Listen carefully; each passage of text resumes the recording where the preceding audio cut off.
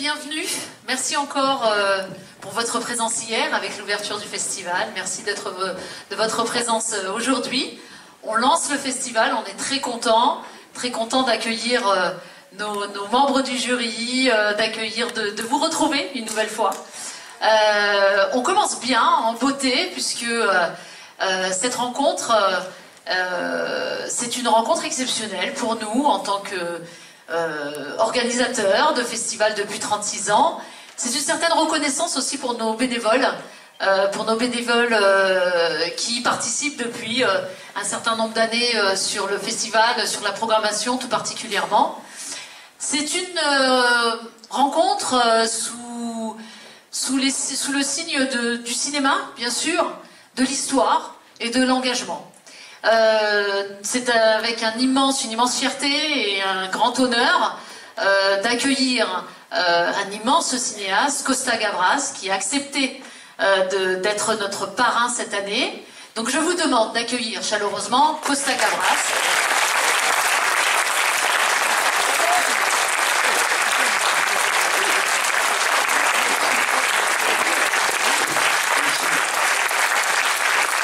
Merci pour votre accueil, mais merci aussi d'avoir ce festival.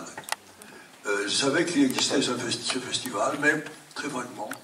Et quand j'ai su que ce festival dure depuis 36 ans, j'étais vraiment très surpris. Et je voudrais d'abord avant tout féliciter ceux qui l'ont créé et ceux qui continuent à le suivre et à le faire vivre.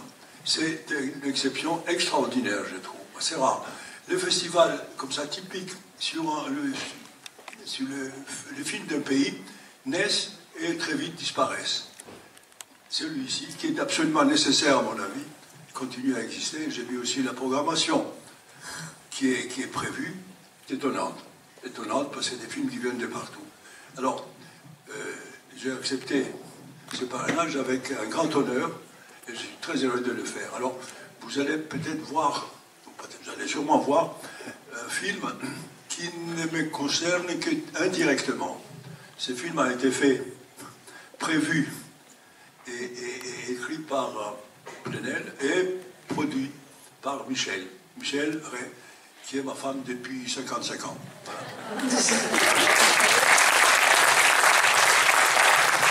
Donc, il y a un titre un peu qui me dit, pour dire la vérité, pour le dire. Formidable. Tu viens.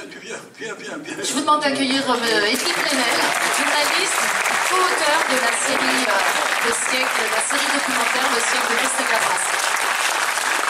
Il y a un titre. Bah vas-y, Edwin. Non, mais termine. Non, je voulais dire qu'en plus, il a un titre qui, moi, ça me gêne un tout petit peu, toujours quand je l'entends, mais je suis ravi pour ce qui a été fait, ce qu'il a prévu, ce qu'il a été fait avec le film, parce qu'il parle du siècle passé. Alors, le titre, Le siècle de Costa Gavras, je le trouve un peu trop gros, enfin, bref. Alors, Edwin, à toi. Bonjour à toutes et tous. Ma deuxième fois au festival, dont depuis d'ailleurs Mediapart est partenaire. On soutient ce festival formidable. Alors, en effet, là, vous allez voir le premier épisode d'une série qui devrait en avoir 10 épisodes, en 2 saisons. L'espoir, puis la résistance, c'est 2 thématiques, 2 saisons de 5 épisodes. Alors ça s'appelle Le siècle de Costa Gavras. Ce n'est pas du tout narcissique, égocentrique, il n'y a pas les pièges que tu redoutes. Simplement, le monsieur tout jeune que vous avez là est né en 1933, juste au moment où Hitler à peu près a pris le pouvoir. Il n'est pas loin du siècle, il a 92 ans. Bon pied, bon oeil. Et son cinéma, qui est, je vais y revenir, son cinéma, au fond, n'a loupé aucune des grandes questions qui ont traversé le siècle passé, jusqu'aux questions de ce passé qui est dans notre présent. Et je voudrais vraiment saluer le choix du festival de montrer demain un film trop méconnu parmi les 20 longs métrages de Costa Gavras, trop méconnu de Costa Gavras, on pourrait presque dire un film maudit, qui est sorti en 1983, qui s'appelle Anaka, que vous allez voir demain, et qui est le seul grand film du cinéma mondial, à partir d'une fiction, mais qui traite de la question de Palestine et de la colonisation israélienne. Ce film devrait être montré partout, hein, parce qu'il prend de manière très humaine, très sensible, comme le fait toujours Costa, eh bien, cette question qui donne la catastrophe que nous voyons, que nous vivons et que nous regardons avec un grand sentiment de désolation et d'impuissance. Alors, le siècle de Costa-Gavras, c'est, au fond, à partir de tous ces films, de montrer comment, en faisant du cinéma, pas des choses à thèse, hein, c'est-à-dire vraiment du cinéma, en racontant des histoires, c'est un raconteur d'histoires, en faisant vivre ces histoires avec des acteurs, Costa-Gavras n'a loupé, je le redis, aucune des grandes questions. Et cette façon de faire de la politique un bien commun par le cinéma a commencé avec son troisième film, qui est le sujet du premier épisode. Et le montrer ici a tout à fait un sens. C'est Z, qui est sorti en 1969, qui faisait rentrer... J'ai entendu quelqu'un dire, mais au fond, pour moi, jeune, c'est comme ça que je suis arrivé à la conscience, à l'engagement, c'est en allant voir Z, un film qui raconte une histoire qui se termine mal, mais dont on sortait, notre génération, regonflée, avec l'envie de se battre, avec l'envie de faire face, de faire front. Et ce film a fait le tour du monde, a été un immense succès, a eu un Oscar aux États-Unis, et ce film n'a pu voir le jour que grâce à la jeune République algérienne qui avait du mal à le produire, qui l'a coproduit. Il a été en grande partie tourné à Alger. On partageait des souvenirs d'adolescence avec Rachid Arabe, parce qu'on était tous les deux à Alger, comme des petits gamins, des petits yaoulènes qui regardaient le tournage dans la foule. Hein, on a vécu ça. Et donc Z a fait ancré dans l'imaginaire mondial ce cinéma, c'est le thème de ce premier épisode, tous les films sont politiques, ce cinéma qui fait vivre ce qui nous concerne, qui raconte des histoires qui nous concernent, et donc la série après revisite l'ensemble des autres films de Costa-Gavras, avec toujours les mêmes ingrédients, le film, des entretiens inédits avec Costa-Gavras et des archives. Enfin, vous allez pouvoir juger sur pièce. Voilà. Et c'est un grand honneur et un grand bonheur pour moi que Michel Gavras, c'est elle qui a eu l'idée, Michel Ray Gavras, qui a eu l'idée de cette série et qui voulait absolument qu'on la fasse avec mon nom qui n'est pas forcément commode pour trouver des diffuseurs. Voilà. Sachant que cette série est réalisée par un vrai professionnel du cinéma qui a longtemps été un monteur pour Costa-Gavras, s'appelle Yannick Kergoat, et qui a aggravé son cas parce que c'est lui qui a réalisé Personne n'y comprend rien, le film de Mediapart sur l'affaire Sarkozy.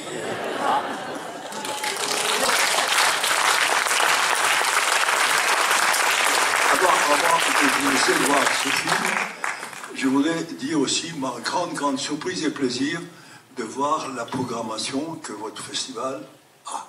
Des films formidables, venant de peu partout, et je n'ai jamais pu comprendre. Je sais ce que c'est qu'être une programmation, je connais un tout petit peu ce que fait la Cinémathèque française, mais c'est extraordinaire, parce que vous avez des films de peu partout, et on a envie, malheureusement, je n'aurai pas le temps, mais on a envie de tous les voir.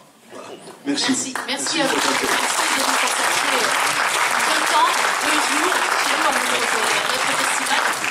Merci pour vos valeurs, vos engagements, votre parcours, hein, qui font de vous vraiment une envie de continuer. Et je vous remercie vraiment sincèrement au nom de tous les bénévoles qui s'activent tout au long de l'année pour proposer toute une programmation. Je vous souhaite une... Moi, j'ai une demande. Est-ce qu'on ne pourrait pas se lever pour applaudir? Mais tout à fait. Oh oui. Je suis tout à fait d'accord. Merci. Merci.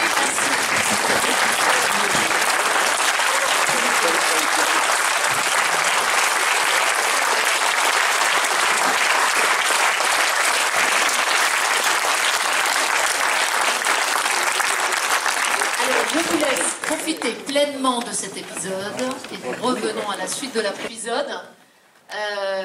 véritable découverte. Alors moi j'ai découvert le film Z à l'école en tant qu'étudiante, mais je savais que c'était un film qui avait marqué les esprits par sa force, son audace. Mais en images, on prend conscience vraiment de son impact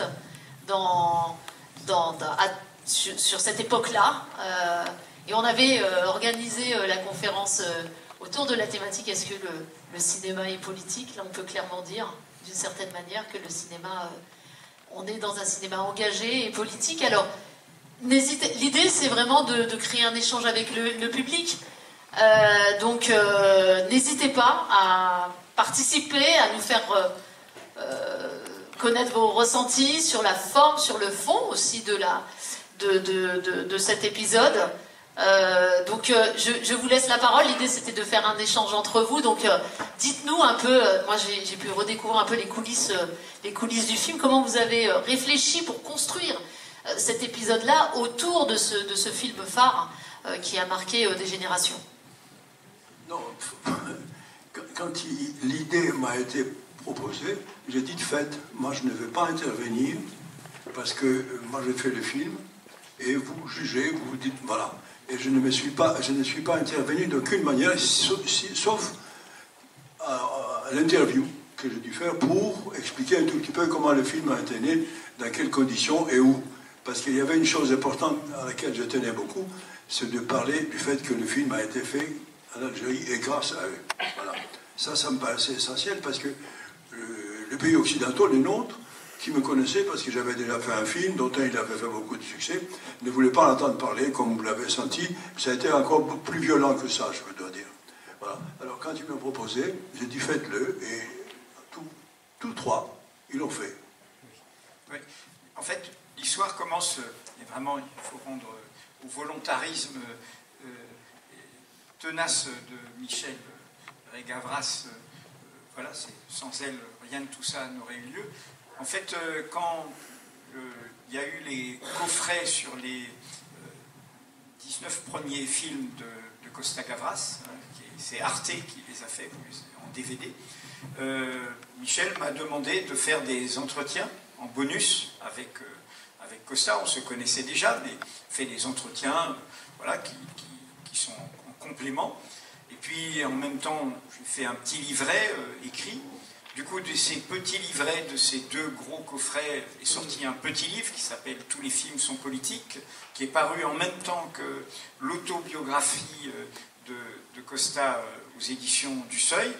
Et puis, c'est là où Michel a eu l'idée en disant « mais il faut inventer quelque chose autour de tout ce que vous racontez là, et qui était déjà le propos, le petit livre s'appelait « Tous les films sont politiques ». C'est pour ça qu'on a repris ce titre dès le premier épisode. Et puis là, c'est là, je dis, son volontarisme. J'ai fait un premier projet qui était en 3 épisodes. Et il dit non, c'est une vraie série. On est passé à le principe de la série à 10 épisodes. Puis on a discuté, j'ai fait la connaissance de Yannick Kergoat parce que vous avez vu son talent. Le cinéma, le montage, c'est l'écriture au cinéma, et vous voyez comment il travaille formidablement bien. Et du coup, le principe à ce moment-là de la série s'est construit comme ça, c'est-à-dire cette idée, au fond le propos, et je pense qu'il y a une forte résonance dans ce que nous vivons actuellement, où nous sommes, il faut le dire, tous un peu inquiets par l'époque et par ce qui en écoutant la fin, je me disais, j'ai écrit ça il y a 2 ans, bon, c'est encore pire, on a besoin de se consoler.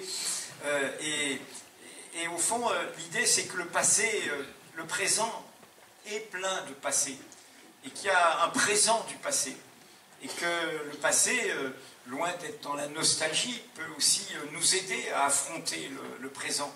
Il y a une vitalité du passé, y compris des défaites du passé, qui peuvent nous aider. Et donc, du coup, on a construit un petit peu la série pour vous donner un peu l'idée des 5 premiers épisodes. Donc, le premier, tous les films sont politiques, vous venez de le voir. Le deuxième, c'est un coup de pied au malheur. Eh bien, c'est l'histoire de ce jeune migrant, exilé, demandeur de refuge, qui est Costa Gavras, qui arrive au milieu des années 50 en France, ne parlant pas le français, et puis découvrant la France, ayant une vie empêchée en Grèce. Et donc le deuxième épisode est autour des deux premiers films de Costa Gavras, Compartiment tueur et Un homme en trop, où il y a déjà le style Costa Gavras, un cinéma qui est d'action, hein, où il y a où l'action emporte la narration. Un cinéma qui a toujours ce que Costa Gavras a aimé appeler un dossier. En l'occurrence, dans les deux premiers films, c'était des romans, deux romans qui ont inspiré. Et puis après, là, vous l'avez vu avec Z. Et puis, je vais parler ensuite du quatrième film. Et donc, tout le deuxième épisode montre le cinéaste Costa Gavras et comment il a donné en effet un coup de pied au malheur par le cinéma. Le troisième épisode, c'est vraiment le coup de maître qu'a fait Costa, parce qu'il fait Z, qui met en cause évidemment cette dictature liée à l'impérialisme américain, et un an après, il fait l'aveu, à partir du témoignage d'Arthur London, sur les procès staliniens, en l'occurrence en Tchécoslovaquie, les procès de Moscou, enfin la trahison de l'espérance au cœur du communisme. Et là, il affronte, on pense contre nous-mêmes. Hein. Ceux qui appréciaient Z, certains devaient regarder ça aussi. Et c'est à nouveau Yves Montand, mais là dans un rôle qui est beaucoup plus important, qui porte ce livre et ce film. Et là, le troisième épisode s'appelle « La vérité est révolutionnaire ». Il faut affronter la vérité, y compris si elle est douloureuse, y compris si elle nous dérange. Voilà. Le quatrième épisode est autour de deux films qui sont sur le paysage latino-américain, qui a une décennie qui sépare ces deux films. C'est État de siège et Missing. Missing, qui aura un très grand succès mondial avec Jack Lemmon, avec une reconnaissance internationale. Et tout ça est dans un moment, cette décennie, où il y a des dictatures en Amérique latine, Chili, Uruguay, Argentine, Brésil et bien d'autres. Et là, ça s'appelle « Les démocraties meurent aussi ». Et quelques résonances avec notre époque, puisque là, on voit aussi tous les dégâts de la volonté de puissance nord-américaine.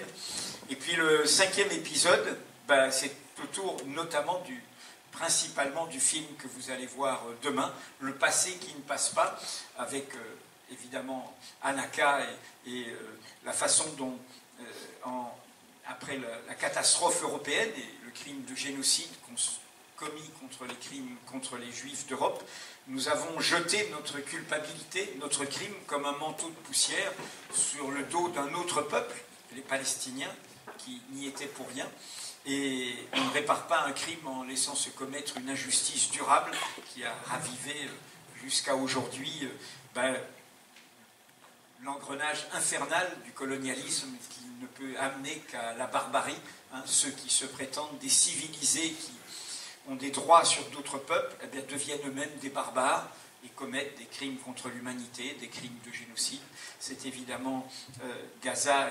Et donc cet épisode mêle Music Box, qui est un film autour de la mémoire de la Shoah, du génocide, y compris des secrets de famille, de la façon dont cette mémoire a mis du temps à être reconnue en Europe, et à ce que l'Europe reconnaisse le crime commis contre les Juifs d'Europe. En l'occurrence, là, ça se passe en Amérique du Nord. Mais en même temps, il y a eu un crime, mais l'origine ne protège de rien. Et nous devons affronter cette réalité où un régime, des dirigeants qui tirent leur légitimité de ce crime contre l'humanité, aujourd'hui en commettent un à leur tour, et sont racistes, et sont suprémacistes, et sont des criminels qui un jour, je l'espère, seront rattrapés par la justice internationale. Donc ça, c'est la première série qui s'appelle L'Espoir, parce que elle accompagne, et vous l'avez senti dans ce premier épisode, c'est aussi de transmettre à la nouvelle génération, pour qu'elle en fasse bon usage et qu'elle ne perde pas espoir. C'est une époque où les vents étaient favorables, les vents nous poussaient. c'est ce qu'on dit au moment où il y a ce malentendu, on sort de Zeb, du film, en ayant la pêche. Alors que, comme le dit Samproun, il va dire, bah oui, mais regardez, c'est l'histoire d'une défaite. Mais les vents sont positifs. Alors, deuxième saison, on verra, elle n'est pas faite encore, parce que tout dépend. Vous vous rendez compte que quand même, il est le président de la Cinémathèque française depuis longtemps. Il est celui, voilà, il a eu le César d'honneur, il représente au niveau mondial le cinéma français. Et Michel, c'est vrai. Et, ça devient le culte de la personnalité. Mais non, c'est pas, justement, comme je sais que tu ne peux pas être atteint par ça, je me permets. Voilà. Et Michel, néanmoins, voilà, doit batailler.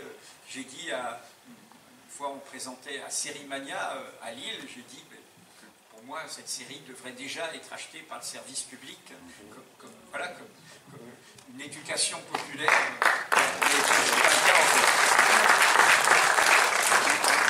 La deuxième saison, ça s'appelle Résistance. Ça a traité les autres films qui traitent de tout, hein, du chômage, du capitalisme, de l'Europe, mais dans un moment où les vents, hein, depuis 40 ans, sont un peu plus contraires. Voilà.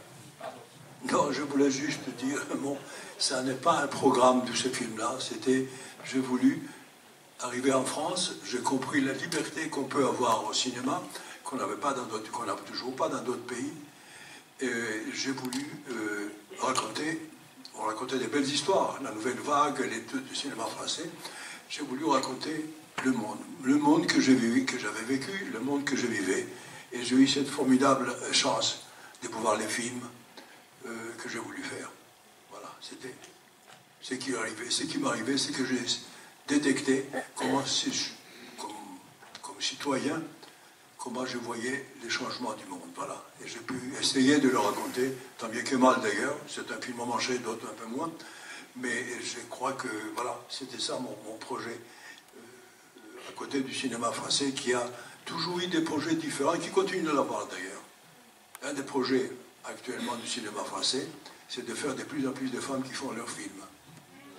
Et aussi une autre chose, d'avoir dans un pays où il y a une sorte de racisme qui arrête de s'élever, qu'il y a des hommes politiques qui le font ouvertement, déclarent ouvertement ce racisme, d'avoir quand même un festival comme le vôtre. Et l'autre aussi à Paris, qui s'appelle le Festival du cinéma franco-arabe, que j'aime beaucoup aussi, où je veux beaucoup le voir. Voilà, c'est celle du Berdella que nous avons, et pourvu que ça dure. Ça n'est pas tout à fait sûr. Enfin, on verra. C'est important. Dans le petit essai que j'ai consacré, ça, je prends, c'est un intellectuel en exil, juif allemand, qui s'appelle Walter Benjamin, qui se suicide en 40, qui avait fait un petit essai au cœur, à minuit dans le siècle, hein, la catastrophe des années 30, s'appelle Le Raconteur. Et il explique, et c'est un essai pour moi prémonitoire, comment, quand les ombres menacent, en fait, on commence à perdre le récit. Et vous voyez bien ce qu'on appelle l'ère de la post-vérité, des fake news, des vérités alternatives. Voilà, c'est l'ère du mensonge. Hein. Et c'est l'ère où c'est une époque où on perd le fait de se raconter, au meilleur sens du terme, des histoires qui nous emportent, comme au fond Hérodote, voilà, dans la Grèce antique, hein, qui était un historien. Une histoire, enfin, cette histoire va nous aider à comprendre notre présent, va nous aider à vivre avec notre présent. Et pour moi, le cinéma de Costa Gavras incarne ça. Ce n'est pas un cinéma, je le dis à un moment, à thèse, hein, il ne se dit pas, tiens, qu'est-ce que je vais dénoncer, etc. Il va raconter une histoire. Mais en la racontant, il rend sensible, d'où l'émotion, même dans voyant ce documentaire, on est ému. Hein. Il fait passer une émotion, un récit sensible qui, moi, je pense, nous aide à vivre. Voilà.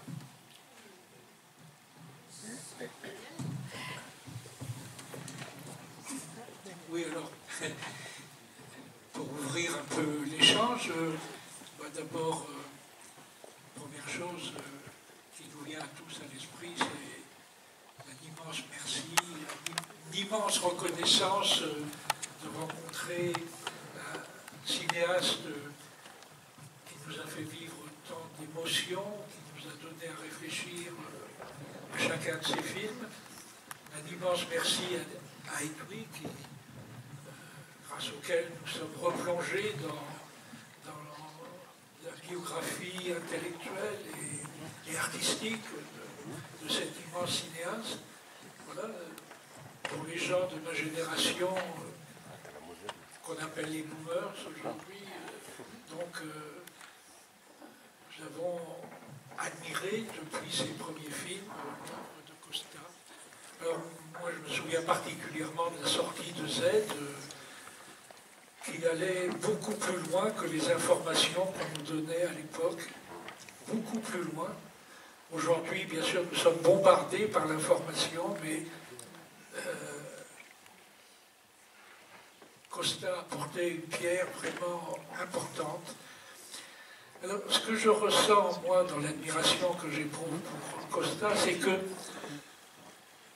son regard politique, il peut y avoir plusieurs formes de regard politique. Le regard politique de Costa est toujours accompagné d'un énorme,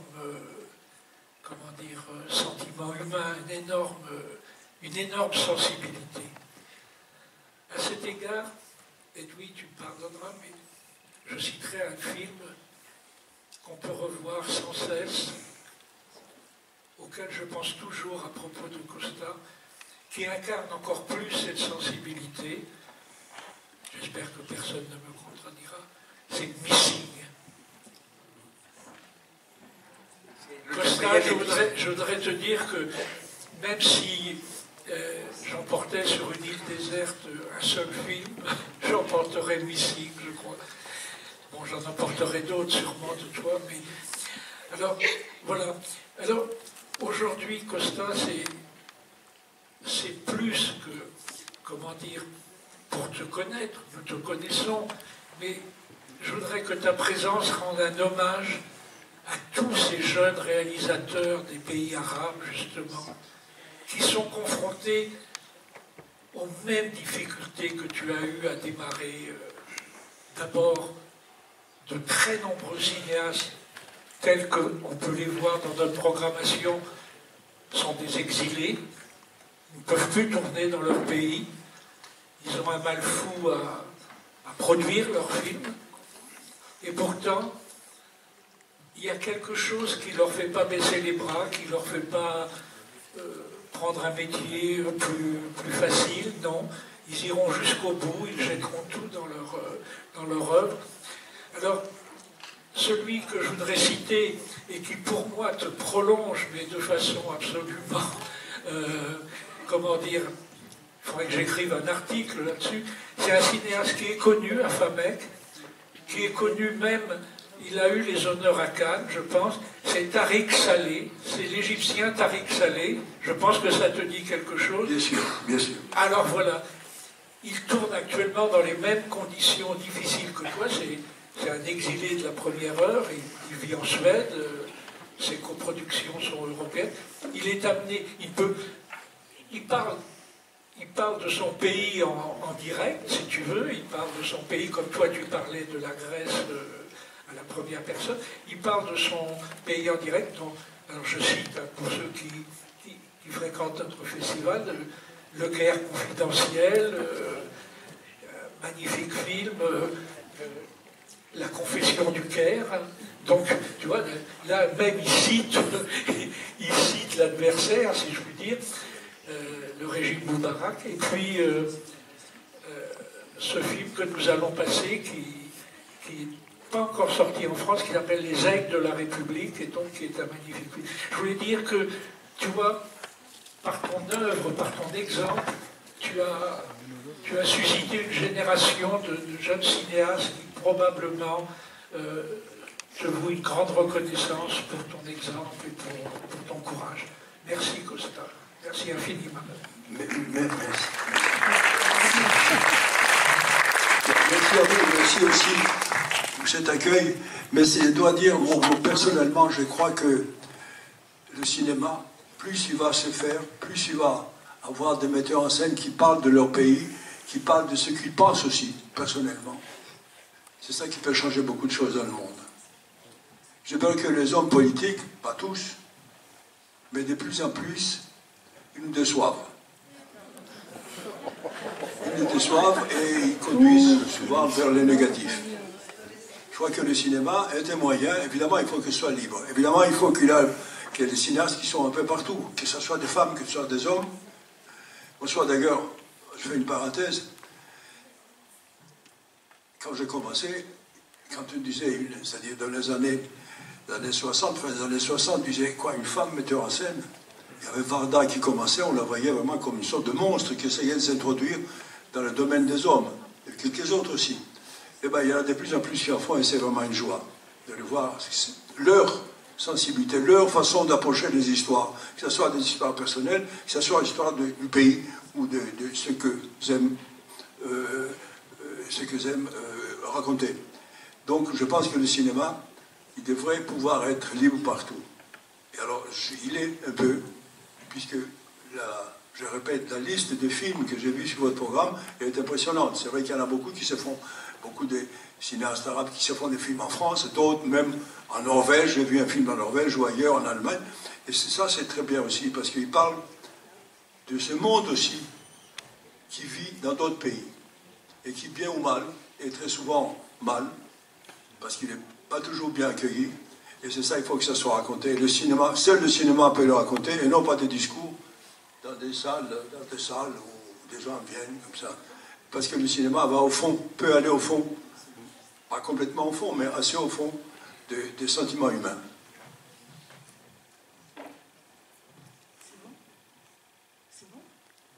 C'est bon, je peux poser une question. Je suis là au bout.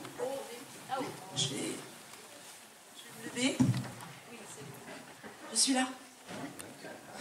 Alors, moi je voulais juste dire que quand j'ai vu votre nom sur le programme du Festival du film arabe, je crois que c'était une blague. Donc je me suis dit, waouh, il va venir à Famec. Donc merci. Merci Monsieur Plenel et merci Michel Ray pour le reportage. Et tout à l'heure, Guy Plenel a parlé de vent possible et que Z a marqué une époque.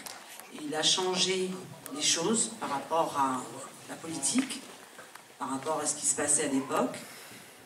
Et la question que je voulais poser, est-ce que Monsieur Costa Gavras, vous pouvez nous refaire un film avec une autre lettre de l'alphabet pour faire changer les choses?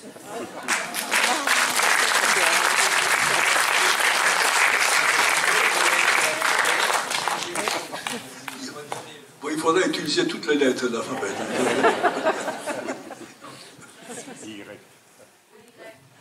Merci. Non, il est vrai aussi que notre monde nous propose des histoires avec, on peut utiliser toutes les lettres, même plusieurs fois, malheureusement ou heureusement, comme vous voulez. Si j'essaye de faire des films, mais je pense aussi que j'arrive à un âge où je vois beaucoup de jeunes qui font des films, et je suis vraiment étonné, très agréablement, à la façon de faire, d'approcher les choses. Voilà. Que ce soit français, il y a beaucoup d'Américains. J'ai vu hier soir un film d'une Américaine qui parle d'une alerte à la bombe atomique. C'est effrayant. C'est effrayant parce que tout d'un coup, on s'aperçoit ce qui peut nous tomber sous la tête avec ces guerres qui sont éclatées par là, un peu partout, que ce soit en Europe, que ce soit au Moyen-Orient. Et parce qu'il y a partout des fous. On s'aperçoit que après tout ce qu'on a vécu depuis l'occupation allemande et tout la suite, tous les discours qui ont été faits un peu partout, il y a encore des Netanyahou et il y a encore des Russes, des tsars qui continuent à faire la guerre. Ça, c'est malheureusement l'époque. Mais je pense aussi, et je termine, je pense aussi qu'il y a quand on voit un peu l'histoire du monde, il y a des mouvements comme ça, pendulaires, à gauche et à droite, comme ça. Et là, nous avons un mouvement qui va vraiment très à droite. Très, très à droite, excessivement à droite. Et c'est plus acceptable.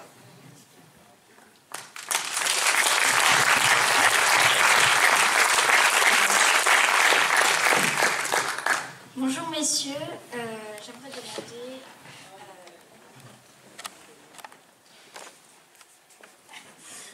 tout d'abord je me présente, je m'appelle Nage, je fais partie du collège Jean Moulin, l'un des 3 seuls collèges ayant une classe cinéma de France, et au nom de mes camarades, j'aimerais poser 2 questions.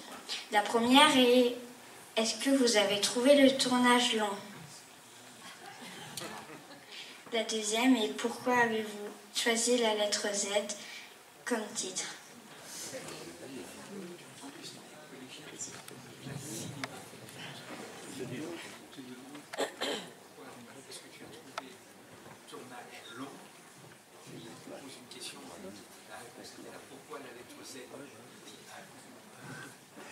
Le tournage en soi, c'est une période très compliquée, très tendue, très difficile, et on essaie que ce ne soit pas long, parce que chaque journée coûte très très cher. Alors on essaie de le faire vite.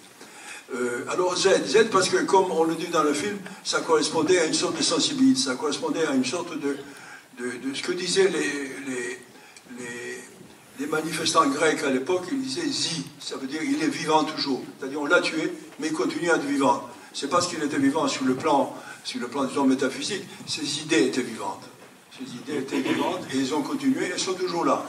Même si le gouvernement passe de l'autre côté complètement, mais il y a quand même une grande foule qui continue à vouloir que ces idées-là, les idées de cette victime de l'ambroisisme,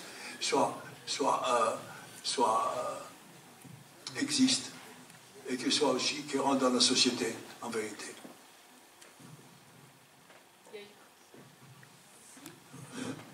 Bonjour. La jeune fille a parlé du collège Jean Moulin à Uckange. Moi j'étais au collège Jean Moulin à Uckange en 1969, même collège que la jeune fille. Et un professeur nous a amené voir Z au cinéma Le Paris à Thionville. À l'époque était le grand cinéma qu'aujourd'hui le Scala. Et je le dis, ça a été pour moi un film coup de poing extraordinaire. J'avais 14 ans. Et si je suis devenu militant, c'est beaucoup grâce à ce film, quelques autres aussi, Les Raisins de la colère, il y a d'autres films comme ça, qui sont de la même inspiration d'une certaine manière. Et je voudrais savoir si vous pensez qu'il y a aujourd'hui des films coup de poing comme ça. Moi, ici, j'en vois. Ça fait 7 ans que je suis bénévole au Festival du film arabe, ça fait 25 ans que je le fréquente. C'est la première fois que je prends la parole. Je signale à tout le monde. J'ai jamais pris la parole à ce festival, alors que je suis plutôt une grande gueule. Mais est-ce que vous pensez qu'il y a encore des films comme ça qui sont capables de réveiller des générations? Parce qu'on a besoin d'une jeunesse. Nous, on est bon, même dans cette salle, il y a quelques jeunes, il y a aussi beaucoup de boomers, comme disait Daniel. Et on a besoin vraiment d'une jeunesse qui réagisse. Je pense qu'elle existe, qu'elle est là. Mais il y a sans doute peut-être des choses qui doivent incarner cette révolte de la jeunesse par rapport à ce qu'on vit aujourd'hui globalement. Voilà. Est-ce que vous pensez qu'il y a des films comme ça? Ce que je peux vous dire, c'est que quand je pense, c'est que ce film, on n'a jamais pensé que ça pouvait faire ce qu'il a fait. Voilà. Donc ça nous a échappé complètement, il faut dire la vérité. On a fait ça tous avec, commencez peut-être par moi parce que j'étais directement impliqué, on l'a fait avec vraiment une conviction profonde. Et peut-être c'est ça qui sort du film. Mais on n'a jamais pensé que ça allait faire deux tours du monde. Que ça marche un tout petit peu, que ça soulève un programme, si, on parlait de temps en temps avec Motan et les autres acteurs. Mais il y a sûrement des films qui touchent profondément les gens. Qui touchent profondément les gens, qui changent un peu leur vie. Et je crois, moi je l'ai vécu quand j'étais jeune étudiant, et j'ai vu des films qui m'ont touché profondément, c'est pour ça que j'ai fait du cinéma. Et je crois que depuis le début du cinéma, on peut dire qu'il y a des gens qui ont fait des choses. Quand Charlot, par exemple, faisait, en fin des années 20, 30 plutôt, pardon, le dictateur Hitler, c'était bouleversant. Tout le monde, on voyait Hitler, mais d'une façon comique, mais on voyait le ridicule, l'absurdité et aussi la dangerosité de cet homme. Voilà. Je veux dire qu'il y a eu des films comme ça dans la société qui touchent et continuent à en avoir. Et heureusement, et je crois, je veux le répéter, c'est le cinéma qui joue un rôle de plus en plus important dans la société. Les problèmes que nous avons aujourd'hui, c'est qu'il y a beaucoup trop de films, il n'y a pas assez de salles, comme ici ce soir, pour voir le film, parce que je crois qu'il faut voir le film comme ça, en salle. En salle, dans un grand écran qui est plus grand que nous, et à côté des personnes que souvent nous ne connaissons même pas, et qui finissons par avoir les mêmes sentiments. Donc il y a une sorte de communauté qui s'est créée, des idées qui s'est créées, et c'est ça qui nous change aussi profondément, parce que d'autres personnes pensent comme nous. Voilà. Alors, je pense qu'évidemment, tout le monde n'a pas la possibilité de voir des films comme ceux-là, on les voit aussi à sa télévision, là aussi c'est important, mais là on est un peu seul, il faut dire aussi, on est seul, entouré avec les siens, et parfois on a envie d'aller prendre un verre d'eau ou un verre de vin, et on arrête pour aimer. Voilà, ça c'est un tout petit peu le danger du film important vu à la télévision. Il y a des comédies qu'on peut voir, voilà. Donc les salles, c'est à mon avis, et c'est pour ça que des festivals comme ça sont importants, parce qu'ils vont présenter des films qu'on ne veut pas voir autrement, parce que les télévisions aujourd'hui telles qu'elles sont devenues, on ne les montre pas. Mais il y a eu toujours des films qui ont touché les gens profondément, qui ont changé profondément les gens. Voilà. Et c'est comme il y a eu des pièces de théâtre, comme il y a eu des livres. Mais le cinéma a cette formidable capacité d'être direct, de montrer les gens directement et de se faire comprendre directement. Ça, c'est unique.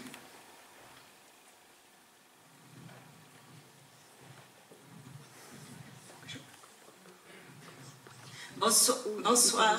Bonsoir.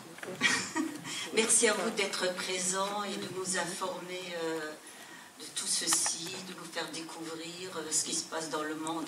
Une question, est-ce possible de faire un documentaire important sur le festival du film arabe, qui soit connu national, afin d'apporter différents films diversifiés de par le monde? Est-ce possible? Si c'est possible. C'est possible? Absolument, c'est possible. Je crois même, je me permets de dire qu'il faudra le faire.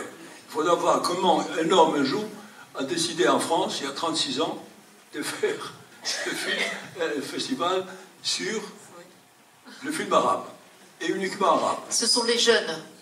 Ben voilà. Et dire comment, par quoi il a traversé, par quelles difficultés il a traversé. Ça n'a pas dû être facile tous les jours. Ah, non. Et c'est une lutte permanente, parce que je sais la lutte que c'est pour faire déjà un festival, pour faire aussi montrer des films. Et je crois même qu'il faudrait le faire. Il faudrait trouver les moyens, l'homme qui s'y intéresse directement, et l'aider pour le faire, pour aller jusqu'au bout. Et moi, si, je ne vais pas trop avancer, mais si quelqu'un veut le faire, et si je peux l'aider, un tout petit peu, lui dire aussi mes sentiments, je suis prêt à le faire. Parce que c'est une... Peut-être que vous ne vous rendez pas compte, mais 36 ans, parce que les générations passent, n'est-ce pas? Et puis les générations qui ont créé ce festival, bon, la génération, même plus d'une génération est passée. Et ça continue. Et je connais l'effort pour avoir les moyens, pour convaincre ceux qui... Parce qu'un festival ne peut pas se faire sans argent, malheureusement. Donc, sans argent, et sans l'appui aussi des autorités. Sans l'appui aussi des autorités directes, ou même des autorités autoritaires, comme la police, etc. Si la police dit non, non, non, un festival arabe, ça va faire des histoires, etc., non, ne le faites pas. Alors ça peut atteindre le maire et tout le monde. Donc tout ça, c'est un effort de l'équipe qui fait ça, formidable, et une fois de plus, je les félicite. Donc ce film, il faudra le faire, il est nécessaire à mon avis. Merci.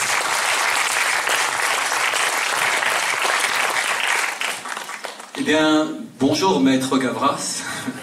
Maître, je n'ai pas beaucoup ça, hein. Excusez-moi.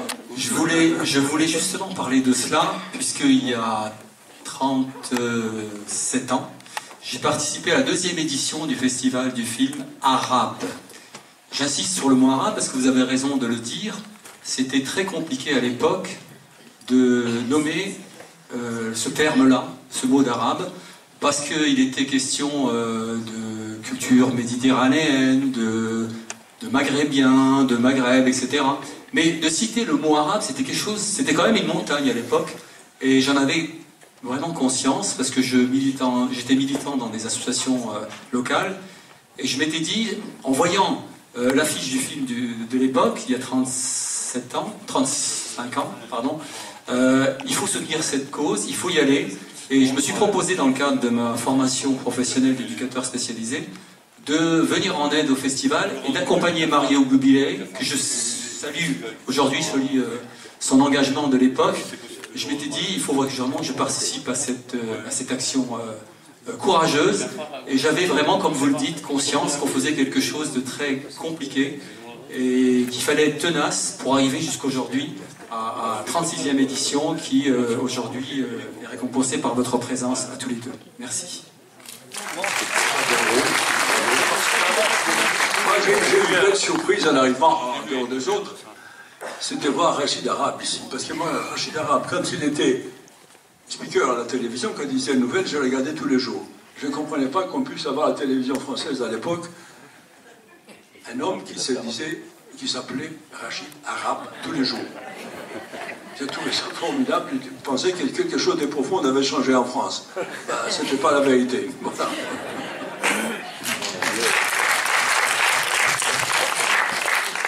Bien, je voudrais dire ici, en résonance à l'intervention précédente, qu'on peut être dans une petite commune et produire néanmoins de grands hommes. Rachid Arabe en est un, puisqu'il a été au lycée de Famec. Denis Robert, que certains connaissent, était aussi au lycée de Famec. Et Jean-Louis Manis, qui tout à l'heure est intervenu de façon fort modeste, a également négocié les retraites sur le plan national pour la CFDT. Ben, c'est un peu la même chose qui s'est passé avec le Festival du film arabe. Mario Jubilei, ça a été dit tout à l'heure, mais je crois qu'il faut rappeler qu'il était prêtre ouvrier, italien d'origine, et qu'il a voulu effectivement mettre son expérience personnelle, son expérience révolutionnaire, parce qu'il fallait le courage de lancer effectivement ce festival, mais il fallait aussi le courage d'être italien ici, il y a quelques décennies, parce qu'on les appelait les Rital. Et il a d'une certaine manière fait sa révolution en créant le Festival du film arabe. D'ailleurs, soit dit entre nous, il a aussi créé le Festival du film turc, qui n'a pas survécu, mais en tout cas, c'était aussi son idée. Et je veux ici, effectivement, solennellement lui rendre hommage, tout en disant que j'y étais aussi, parce que je suis maire de la commune, et que je suis effectivement sans doute le plus ancien avec l'éducateur spécialisé qui est derrière, puisque ça fait quand même 36, bientôt 37 ans. En tout cas, merci pour ce témoignage extraordinaire. Par votre présence, vous rehaussez, je crois, cette manifestation, et l'idée de faire un documentaire sur le Festival du film arabe nous va évidemment droit au cœur. Merci.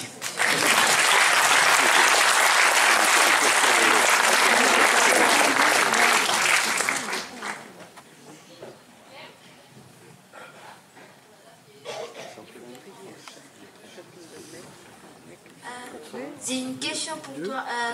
Avant de faire la film d'arabe, qui t'a suivi pour faire la film? Qui t'a accompagné?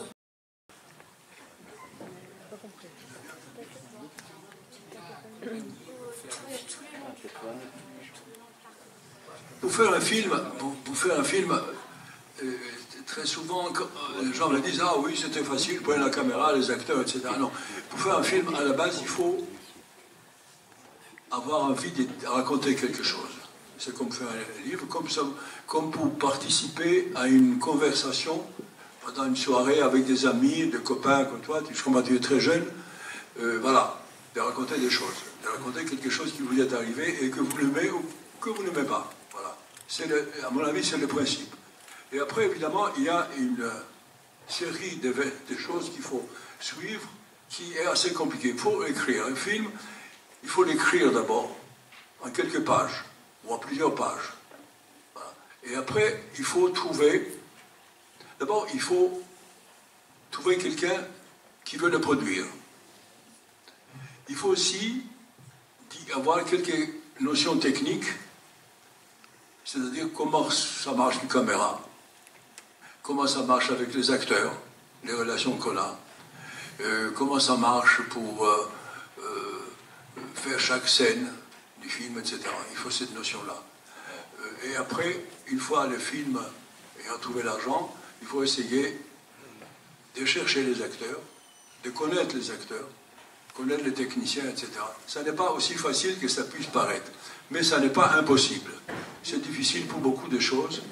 Et si vous voyez aujourd'hui le nombre de films que nous faisons en France, plus de 300, 350, eh bien, ça prouve qu'il y a 300 personnes chaque année qui réussissent à faire leur film.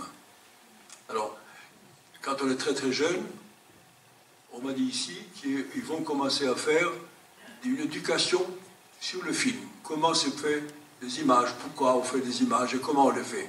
Ça, c'est essentiel. Moi, je connais un peu ça parce que à la ville du Mans, il y a une école qui fait ça chaque année, qui font des films, que je le suis d'assez près.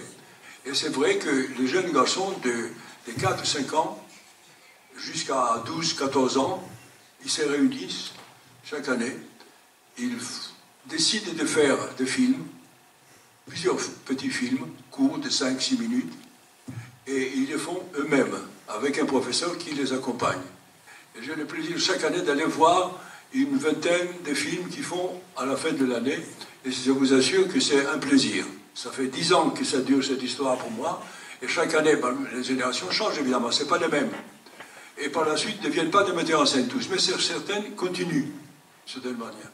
Donc il faut, voilà, si ici, on commence à faire, on m'a dit tout à l'heure qu'on prépare cela, de faire un moyen d'éducation, pas pour devenir metteur en scène, mais pour apprendre comment on fait les images, comment se font les images, et surtout et avant tout, qu'est-ce qu'il y a derrière les images qu'on nous propose. Parce que la ville, aujourd'hui, la société est pleine d'images partout. Alors il faut savoir qu'est-ce qu'il y a derrière chaque image. Qu'est-ce qui nous raconte une image, qu'est-ce que veut de nous. Voilà. Si on apprend ça, déjà c'est un pas vers le cinéma, si on a envie de continuer. D'autre façon aussi, alors je vais vous dire, tu es très jeune, je ne sais pas quel âge que tu as, mais si tu prends avec ton téléphone, tu peux commencer avec des copains et inventer une histoire, et faire un petit film comme tu les vois au cinéma ou à la télévision. Voilà. C'est aussi un début. Voilà.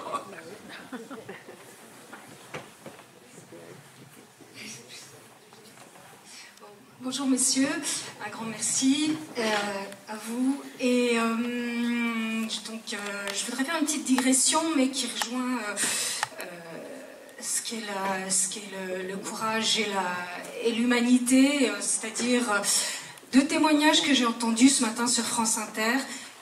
2 témoignages de 2 jeunes femmes, une jeune femme palestinienne, Tala, et une jeune femme israélienne, Michel, qui témoignent à cette heure-ci à l'Institut du monde arabe, et qui ont correspondu l'une et l'autre pendant un an et demi, suite au 7 octobre, et par lettres, si j'ai bien compris, et dont les lettres ont été reprises dans un livre par Dimitri, je n'ai plus le nom, mais un journaliste du Nouvel Observateur.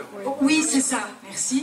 Et donc voilà, le livre s'appelle Nos cœurs invincibles, et j'avais envie, ce matin, quand j'ai entendu ces témoignages-là, j'ai tellement été touchée que j'ai dit cet après-midi, il faut que je le dise, parce qu'elles m'ont, voilà, pour moi ça, c'est, vous parliez de vitalité, Monsieur Plenel, et d'espoir des jeunes générations, et ben voilà, je veux leur rendre je veux faire ce lien avec nous tous, quoi, en fait, de ces 2 jeunes femmes.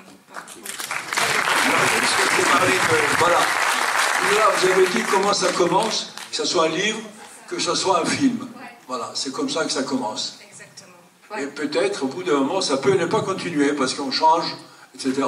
Mais où ça les manque. Mais le commencement, c'est essentiel. C'est ça. Et si vraiment on est convaincu et volontaire à fond, parce qu'il faut beaucoup de volonté.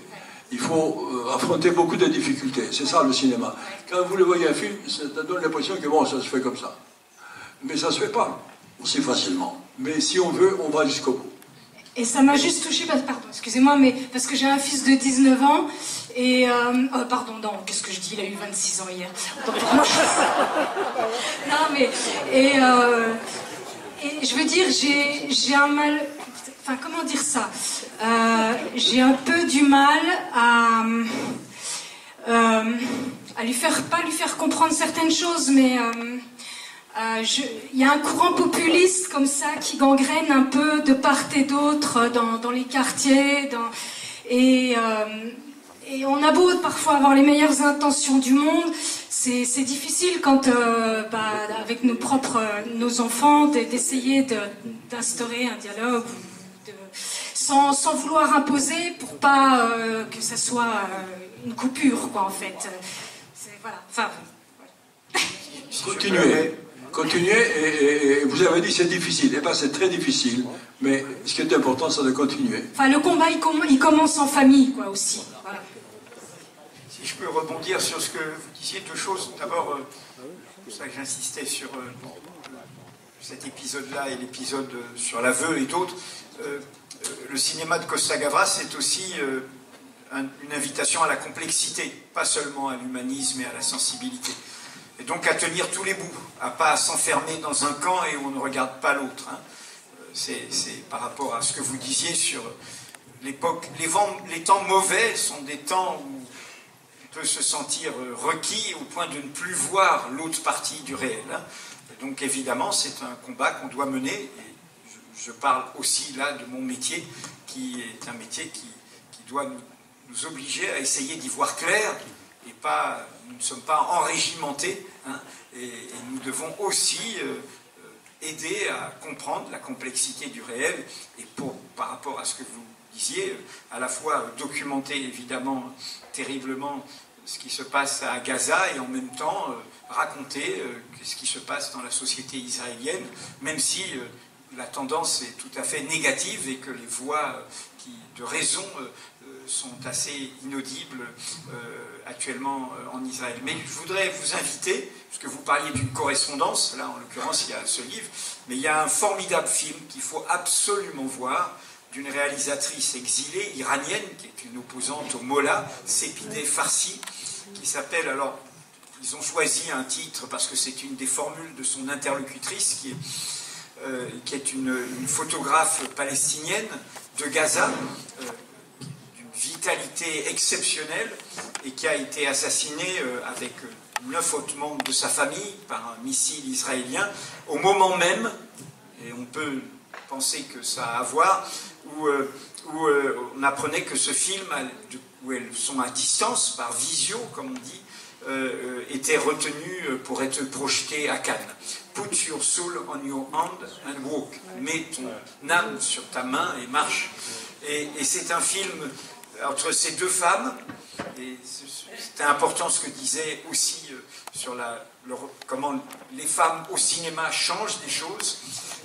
Et deux femmes, en plus c'est très fort parce que Sepideh Farsi est d'une famille d'opposantes à ce qui est devenu l'Iran une fois passé le temps des espoirs de la chute du Shah, donc est une opposante au régime des Mollahs. Elle est du côté de Femmes, Vie, Liberté, et elle a en face d'elle une jeune femme palestinienne qui est à l'évidence la vitalité de sa famille, qui porte le foulard, qui est dans le territoire qu'est Gaza, où la force politique dominante est le Hamas. Et donc, c'est très très fort, très sensible, très triste, en même temps. Et en même temps, il y a quelque chose qui fait penser à l'effet psychologique que nous fait Z.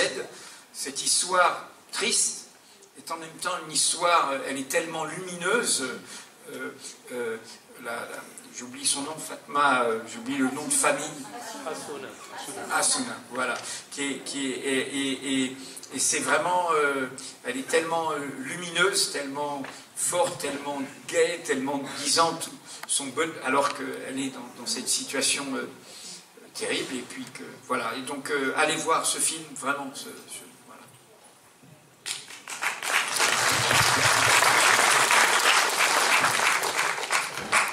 Alors, au nom de mes camarades, moi-même et de mes professeurs, nous voudrions savoir, même si vous êtes très occupés, si après vous auriez 2 minutes pour prendre une photo avec nous et notre classe.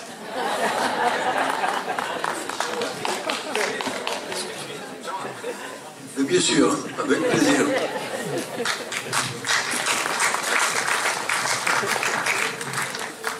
Encore une dernière question pour clôturer ce premier temps d'échange. Non, s'il vous plaît, je voudrais répondre à la jeune femme. Excusez-moi, à la dame qui a parlé tout à l'heure de son fils qui avait 19 ans, mais non 26 ans. Et donc, elle avait un petit peu peur, si j'ai un peu compris, qu'il écoute les sirènes, disons, de la droite. Notre fille, enfin, un de nos enfants, notre fille Julie, qui est cinéaste aussi, a fait un podcast qui sort là ce jour-ci, qui s'appelle « Pas mes garçons, pas mes fils », je ne sais plus.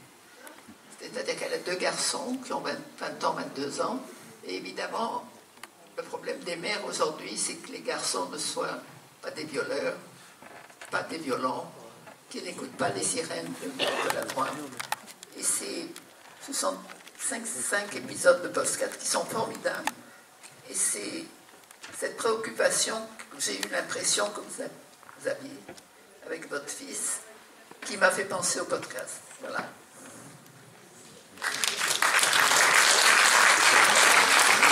Bonjour. Je crois qu'il y a un film qui reste à faire avec le talent de Costa Gravas, mais en association aussi avec M. Evie Plenel. C'est celui de l'assassinat du pluralisme médiatique qu'on vit depuis quelque temps, où les forces de l'argent ont accaparé les médias et nous font entendre tous la même chanson. Et il y a un film qui en a fait les frais, qui est connu, c'est celui d'Hold Up pendant la période du Covid. Et je crois qu'on n'aura de cesse de dénoncer cette confiscation qui est à la base de la disparition d'une certaine démocratie qu'on a vécue et qui ne vivra peut-être plus si on les laisse faire plus longtemps. Merci. Alors, on en a fait un, nous, Mediapart, au moment de la campagne présidentielle de la dernière élection, qui s'appelait Média Crash, qui a tué le débat public. Hein, c'est un documentaire où on voit déjà tous les ravages que vous connaissez et qui n'ont cessé de se déployer. Attention, ça ne concerne pas que l'information et que les médias. Nous sommes ici dans un festival de cinéma et nous parlons à un moment où, d'une part, il y a au cœur du cinéma Canal+. Canal+ est maintenant la propriété de Bolloré. Et maintenant, Canal+ vient de racheter le réseau UGC. Et donc, cette question-là, hein, nous sommes dans un moment où il faut se battre. Ce dont vous parlez, j'allais dire que nous le chroniquons actuellement tous les jours à Mediapart, y compris en vidéo, y compris dans des vidéos et comme des films accessibles. Regardez, depuis une semaine, il y a cet événement sans précédent qui est l'aboutissement en première instance de cet immense scandale qu'est l'affaire libyenne. Et depuis une semaine, au lieu d'entendre les raisons et les faits qui légitiment, selon une justice indépendante, la condamnation de l'ancien président Sarkozy, vous entendez l'inverse, la mise en accusation de Mediapart, de la presse libre, et la mise en accusation des magistrats et de la justice indépendante. C'est là où il faut se secouer. Ça repose sur chacune et chacun d'entre nous. Ça repose aussi, Costa Gavras l'a évoqué, je me tourne vers Monsieur le maire, vers notre exigence à l'égard de ceux qui nous représentent en étant élus. Je suis, pour ma part, sidéré depuis une semaine. Il n'y a aucune voix forte dans le monde politique d'alternative, d'opposition à cette dégradation. J'allais dire celui qui, par moment, par miracle, réussit à s'unir avant de se rediviser, je pense bien sûr aux forces de gauche. Eh bien, vous n'entendrez pas, pour l'instant, aucune de ces forces avoir de tous côtés, toute tendance, une parole forte pour dire, écoutez, Mediapart parfois ne nous a pas ménagés, la justice parfois a condamné certains des nôtres, mais néanmoins, une presse libre et une justice indépendante, c'est nécessaire en démocratie et nous ne sommes pas des Trumpistes, nous ne sommes pas du côté de toute cette bollorisation, cette Trumpo-bollorisation de notre espace public.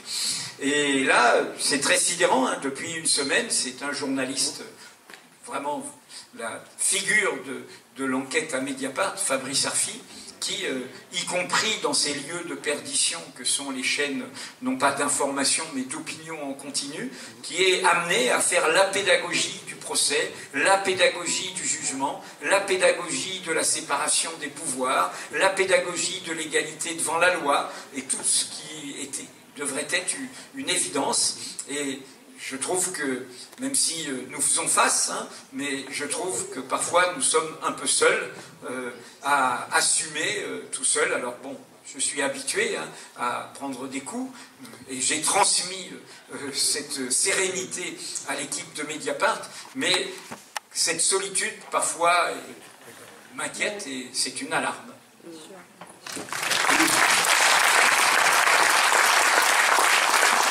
Vous avez raison, le film à faire à ce moment, c'est sur le rôle de l'argent dans notre société.